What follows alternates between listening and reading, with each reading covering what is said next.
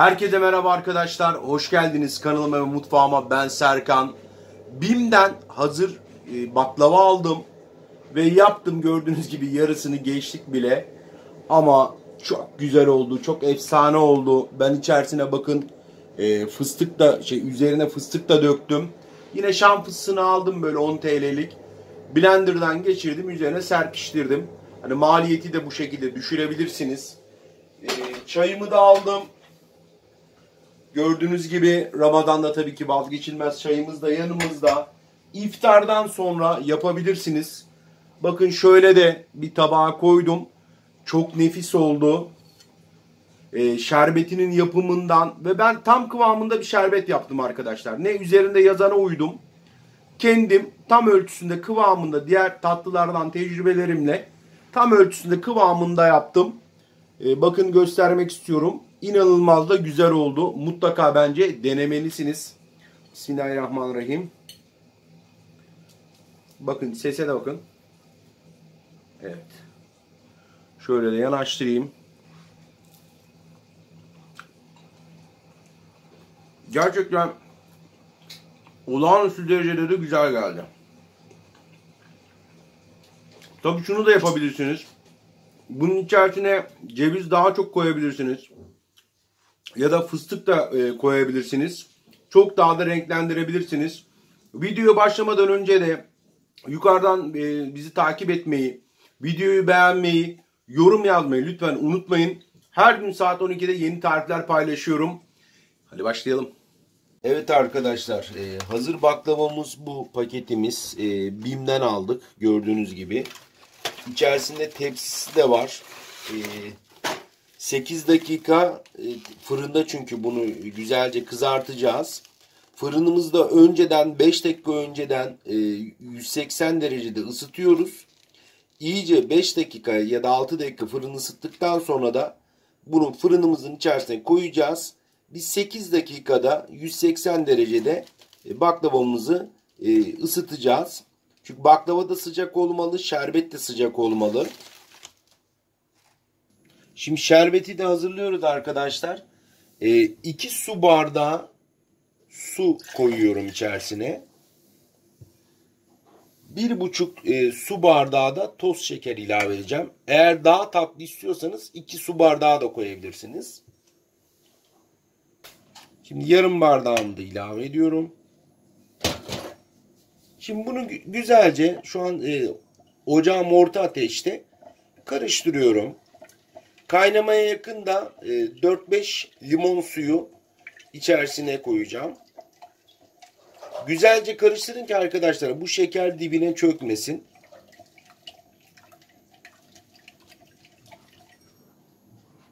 Arkadaşlar şerbetimiz kaynamaya başladı. Şimdi bu aşamada 5 damla limon suyunu da içerisine koyuyorum. Yine şöyle karıştırıyorum.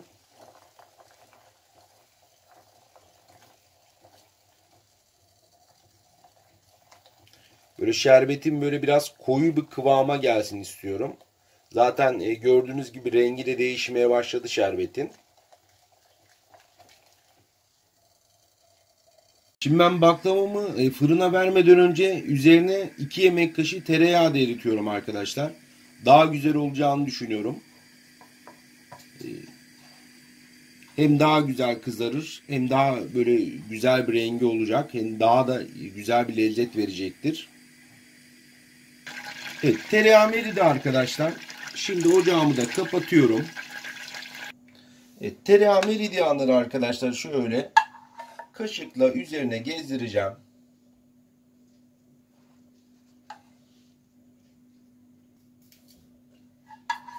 Sırayla her yerine döküyorum.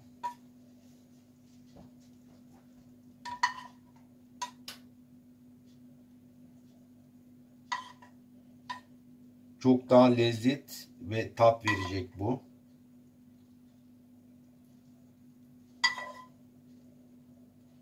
Aslında bu baklavaların içi arkadaşlar boş olmuş olsaydı içerisine fıstık da koyabilirdik. Kendimiz de ceviz de koyabilirdik. Evet, tereyağımı komple döktüm. Hemen daha döker dökmez zaten bir parlaklık verdi. Şimdi fırınımı da 180 derecede arkadaşlar bir 6-7 dakika kadar ısıttım. Şimdi fırınımın içerisine koyuyorum. 8 dakika sonra baklavamı çıkartacağım. Çıkartıyoruz arkadaşlar. Evet, şerbetimiz de hazır arkadaşlar. Şerbetimizi de güzel bir şekilde kaynattık. Şimdi bunu da sıcak olarak dökeceğiz. Evet arkadaşlar. Baklavamız sıcak. Şerbetimiz de sıcak. Döküyoruz. Bismillahirrahmanirrahim. Şöyle sırayla.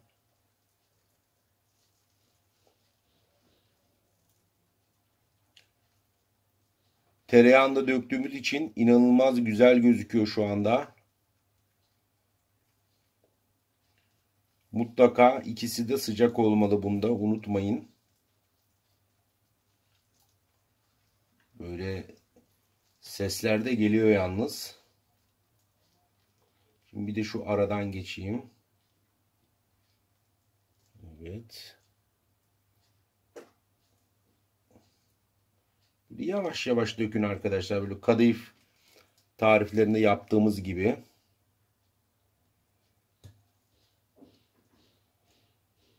Her tarafına yavaş yavaş gezdiriyoruz. Şöyle bir bekleyeyim. Tekrar dökeceğim çünkü. Bakın ne kadar güzel duruyor. Ve inanılmaz da güzel tereyağı kokuyor arkadaşlar. Eğer böyle çıtır çıtır, güzel kızarsın, güzel pişsin istiyorsanız mutlaka tereyağı bence dökün bu şekilde. Birçok tarif ben baktım YouTube'da da ama kimse tereyağı dökmemiş. Hazır baklavalar için söylüyorum. Evet. Şerbetimizi döktük. Şöyle bir de yakınlaştırayım. İnanılmaz güzel gözüküyor. Şimdi soğumasını bekleyeceğiz. Soğuduktan sonra da tadımını da yapacağız tabii. Lütfen bu aşamaya kadar geldiyseniz yukarıdan bizi takip ederseniz her gün saat 12'de yeni pratik yemek tarifi paylaşıyoruz. Aynı zamanda da beğenmeyi, nokta dahi olsa yorum yazmayı lütfen unutmayın. Şimdi soğumasını bekleyelim. Ondan sonra da bir tadım yapacağız. Baklavamız soğudu arkadaşlar. Biraz da üzerine fıstık ilave ediyorum ben. Normalde aslında içini açıp fazla ceviz de konulabilir. Biraz fazla gitti bu. Olsun, biz yiyeceğiz sonuçta. Mesela arasını açıp ceviz ya da fıstık da bence ilave edilebilir diye düşünüyorum.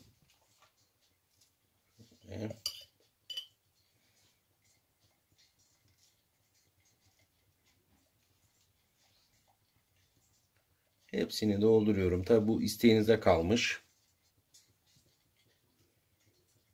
Hepsine koyuyorum.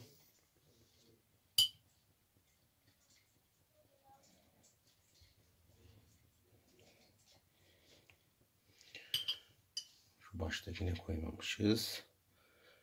Bir tane de tadına baktık. Gerçekten de güzel. Şöyle bir de yanaştırayım size. Arkadaşlar şahane duruyor ya. Evet arkadaşlar, bir de servis tabağıma da alayım. Şöyle. Bir de yanaştırayım da size. Gayet güzel duruyor bence. Görünüm olarak da böyle mesela bayramda da misafirlerinize ikram edebilirsiniz. Bir tane de tadına bakalım. Bakalım nasıl olmuş. Bismillahirrahmanirrahim.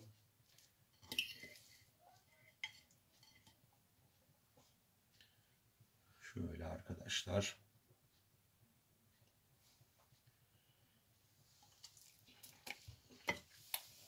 Muhteşem.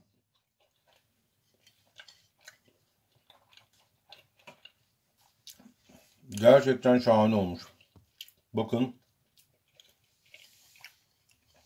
Hiç bu kadar beklemiyordum arkadaşlar. Gerçekten çok güzel olmuş. Videoyu beğenmeyi, yorum yazmayı lütfen unutmayın. Her gün saat 12'de yeni tarif paylaşıyorum. Ailemize katılın. İzlediğiniz için de teşekkür ederim. Yorumlarınızı da bekliyorum.